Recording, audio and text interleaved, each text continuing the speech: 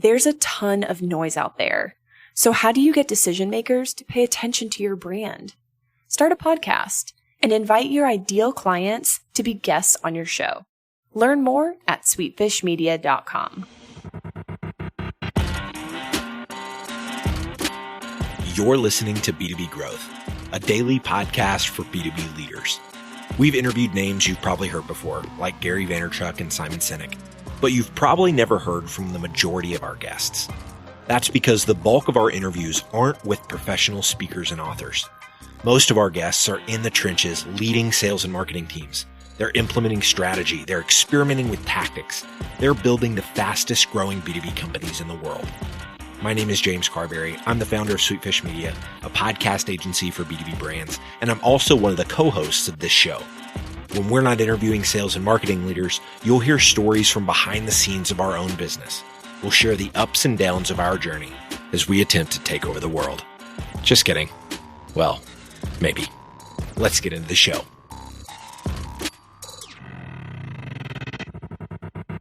Welcome back to B2B Growth. I'm your host for today's episode, Logan Lyles with Sweetfish Media. I'm joined today by David Webb. He is the co-founder and CEO over at BrightMove. David, how are you doing today? Great, Logan. Excited to talk to you today about BrightMove and about the job market and how BrightMove and other ATSs and some of our experience can help other businesses hire more effectively. Yeah, absolutely. You know, this show is all about growth, and we're oftentimes talking about marketing and sales teams.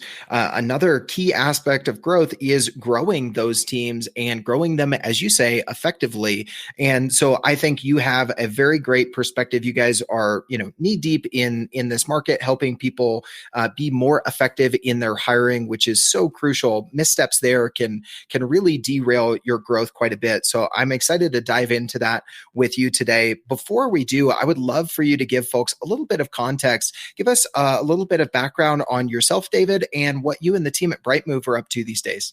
Sure. Yeah. I've been in the recruiting and job board industry for about, I'd say 25 years now. Since the beginning, when I started in this industry, a lot of the big job boards weren't even around yet. And there was a couple of bulletin board systems for hiring real technical positions, but not much more than that. And I was just fortunate enough to kind of, as my career progressed, stay within this industry. And I'm a computer scientist by way of education and professional training. BrightMove is a company that my business partner, James Herf, and I founded back in 2004. And we had a staffing company, and we saw a gap in the software market for staffing companies. And being computer scientists, we built our own solution. So BrightMove aims to help PEOs, RPOs, staffing companies, and HR departments who want to hire more people, more quality people, make more placements in an efficient manner. We help those organizations do that with our applicant tracking system. I love it. So, David, we're going to be talking a little bit about how folks in those categories, whether they are recruiters hiring for sales and marketing positions or other functional roles, or HR teams that are trying to help their organization grow and hire more people and hire the right people, and some of the things they can do effectively there. But I think we need to lay some groundwork for folks. Tell us some of the things why we need to be thinking critically about how we approach our hiring process based on, the state of the market and things out there right now. What are some of the things you guys are seeing, some of the trends that people need to be aware of that kind of inform this conversation a bit? Sure. So what we're seeing is all-time low unemployment in the United States and in other countries throughout the world. Some of them are experiencing the same trends right now. And we're seeing it down to 4% from about 10% from 10 years ago. So there is going to be a talent shortage, especially of the higher caliber talent when your unemployment rate is that low. And for instance, Korn Ferry predicts that there's going to be a deficit of about 85 million workers worldwide by 2030. And that sounds like a long way away, but it's only about 10 years away. And that'll be here before we know it. So if you want your company to be able to scale its hiring processes and grow and be around for the next 10 years, you're going to have to figure out a way to attract the talent that will make your company succeed. And regardless of whether you're doing it the old-fashioned way with newspaper ads, which we do not recommend, or putting a sign in the window, or using an applicant tracking system and technology to broadcast your job and cast that net and bring in thousands of applicants and filter them down to the top one or two who you really want to be part of your culture, your organization. You're going to have to do something to stay competitive from a hiring standpoint. This is a job seekers market that we're living in right now. Yeah. And because of that, David, you and I have talked about this a little bit that, recruiters and HR teams, talent leaders need to almost think like marketers. We'll get into how they can do that when it comes to analytics, but from the beginning, thinking about your job description as your marketing, can you unpack that for us a little bit? Sure. So we measure everything in a software company based on our user experience, right? And it's really simple. Is the user happy, or are they frustrated, or are they trending one way or the other toward frustration or toward happiness? And if you're any company, whether you're a staffing company that hires hundreds of people a week, or you're a small business that maybe hire one or two people per year, you have to look at your job application experience and determine if it's a happy experience, a good experience, or a frustrating experience, because that's going to be your first impression with the job candidate. And ultimately, like probably 60% of the time, it determines whether the candidate even finishes the application. So you want a job that is more than just a bullet list of what they're going to have to do every day. Talk about your company culture, talk about your office, your amenities, your benefits, really sell yourself to the potential job candidates, because you can bet that other companies vying for their attention are doing the same thing. And then once you grab their attention, you only have about 5 seconds to do that. Then when you get to the point where you're asking for their information, right? We're talking in marketing terms, we're talking about a conversion from a view into a lead or a view into a prospect. Now we want to convert that interested applicant into an actual applicant where we have contact information and we can talk to them. So, have that, ask for the minimum amount of information you can so that you can contact them and start the human interaction, which is recruiting. Mm-hmm. I love that. So you're thinking almost about, your hiring funnel like a marketer would with their marketing funnel, different stages, different conversion points, and how do you maximize that? Thinking about the applicant experience, much like, we've been talking about in a lot of marketing and sales and customer success circles these days about customer experience and managing that entire life cycle. I love the correlations there, because it is in the same way, bringing someone new into contact with your organization.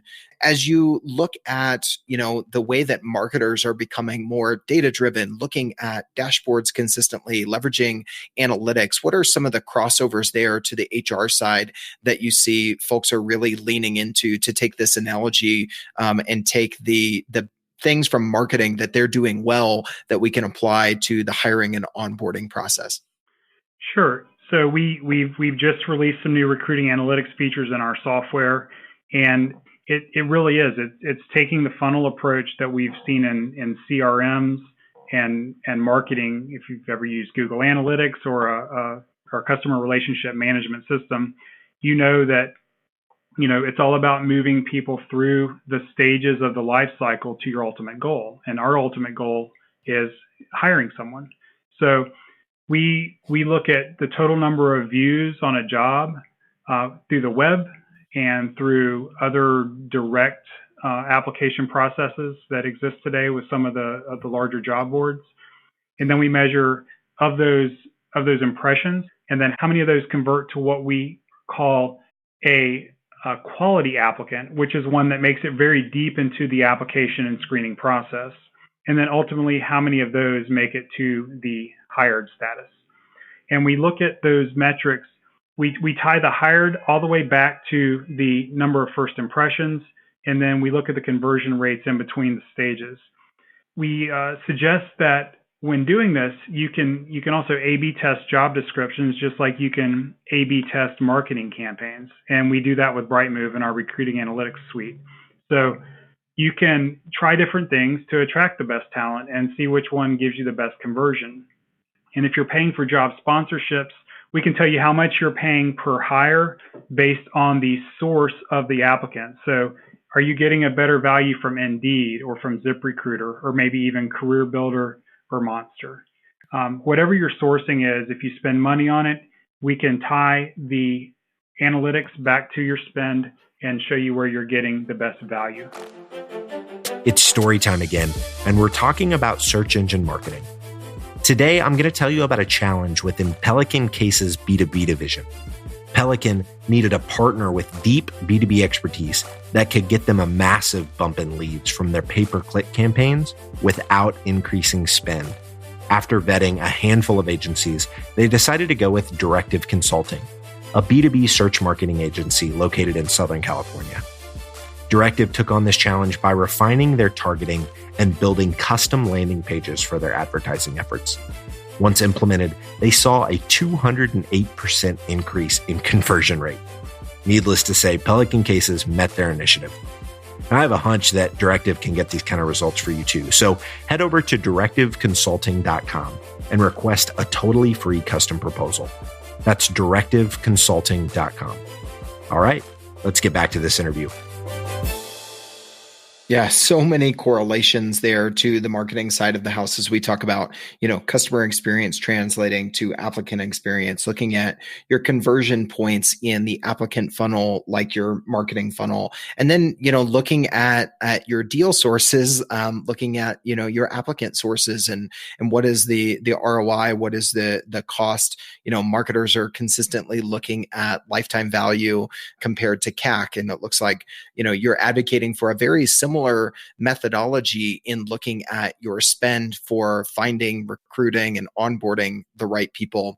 Tell us a little bit more, David, about some of the things that you've seen companies do effectively to maximize that applicant experience, to continue moving the experience along, maybe down to, you touched on A/B testing different job descriptions. How about, in the interview process or ways that they present the application itself? Are there some best practices there that have kind of risen to the top as you guys have been helping companies optimize these different points in the hiring funnel? Yeah, definitely. So your job application has to be mobile friendly. I think 78% of candidates who own smartphones use them to apply for jobs. There's a whole kind of piece of the market that doesn't have a computer at home and uses their phone for internet access and for job applications. So you have to be mobile friendly. Another key element in that applicant experience is the ability to text the applicant from the applicant tracking system so that you can keep track of that interaction. But most text messages are read, I think it's like within 2 minutes.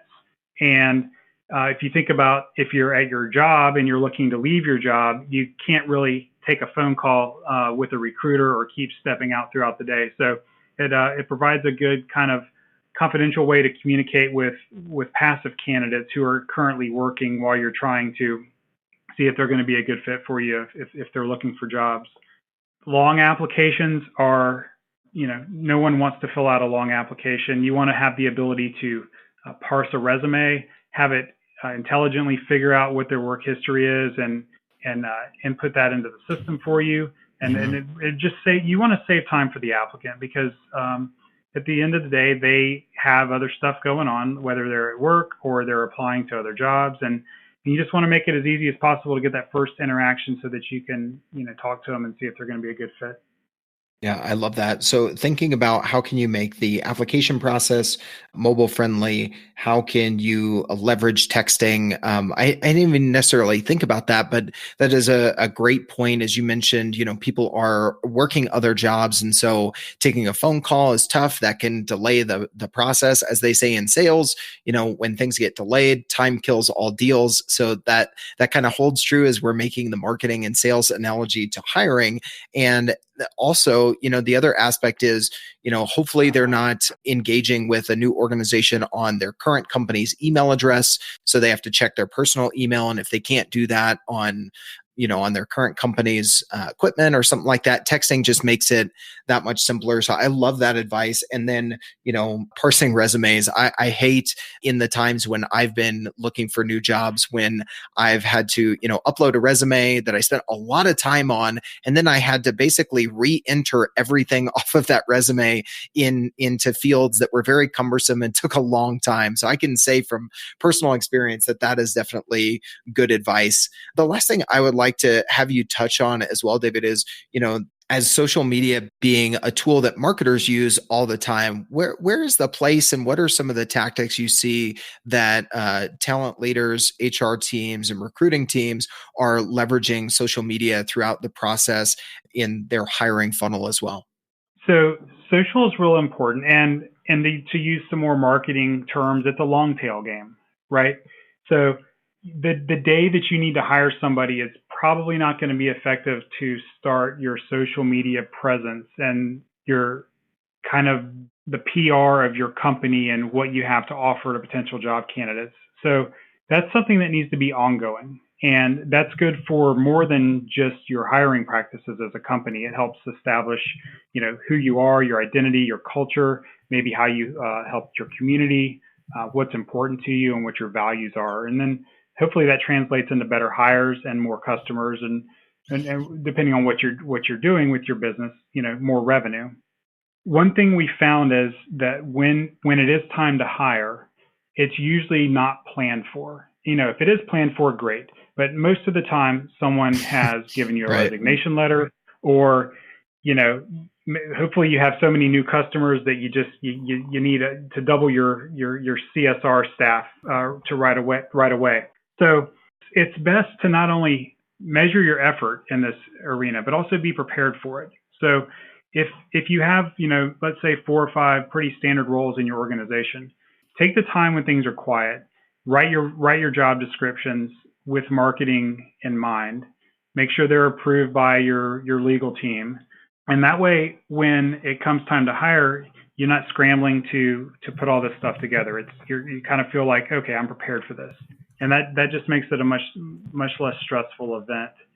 And then just measuring it, right? Paying attention to the fact that you're going to have to do it, and where are you getting the best quality applicants? That's gonna go a long way for you. And if you can combine that with a good social presence, you have followers. You have a tribe.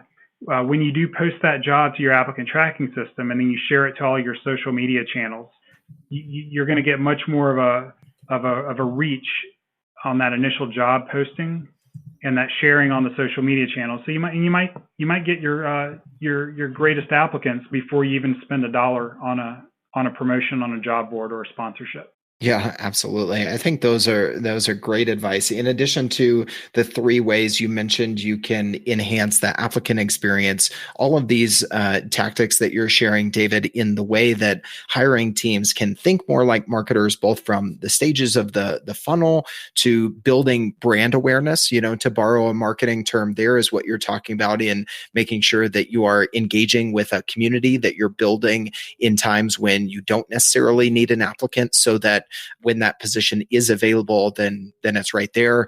And then, writing job descriptions during quiet times. I think that's just great advice, because we know that those scrambling times are going to come, but do we prepare for them in advance, or do we just wait for them to come and then deal with the madness that typically ensues? I usually wait until the fire's fully ablaze before we start fighting it. But that's just because I've procrastinated my whole life. But yeah, in all seriousness, I do adhere to a lot of the principles, that we've talked about, and we do have a template library that we have to go to when we have to make hires and stuff. But there's always something more important that's gonna take precedent today over what we really should be doing for tomorrow. But at least we can try to plan for it. Yeah, absolutely. Like I said, I think it's fantastic advice. David, if anybody listening to this would like to ask you any follow-up questions, take the conversation a little bit further, or learn more about what you and the team at BrightMove are up to, what's the best way for them to reach out to you guys? The best way for more information about BrightMove would be to go to our website at www.brightmove.com. There you can contact our sales team if you have any questions about our product, or you can follow BrightMove on all of our social media channels like LinkedIn, Twitter, YouTube, and Instagram. And you can find me on all those same channels as well by searching for David Webb at BrightMove. And we'd love to hear from you. Maybe BrightMove would be a good fit for your hiring practices, and if it is, we will we'll have a conversation with you and see if we can help. We'd love to. I love it. Well, David, this has been a great conversation. I love the way that we've broken down some specific tactics for folks and how hiring teams can think like marketers and take some of those lessons and apply it. And I know there are a lot of companies that are, a lot of folks that listen to this that are trying to build fast growing teams. So I appreciate the advice you shared. Thank you so much for being on the show today. Thank you, Logan. I really enjoyed it and had a great time. We totally get it. We publish a ton of content on this podcast, and it can be a lot to keep up with. That's why we've started the B2B Growth Big Three, a no-fluff email that boils down our 3 biggest takeaways from an entire week of episodes. Sign up today at sweetfishmedia.com/big3. That's sweetfishmedia.com/big3.